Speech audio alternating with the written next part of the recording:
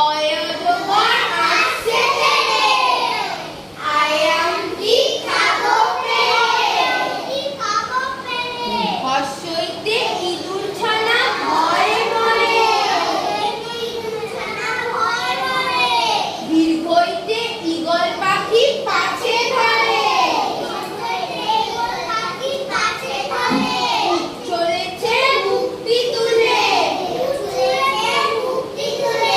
দীর্ঘটি আছে ঝুলে।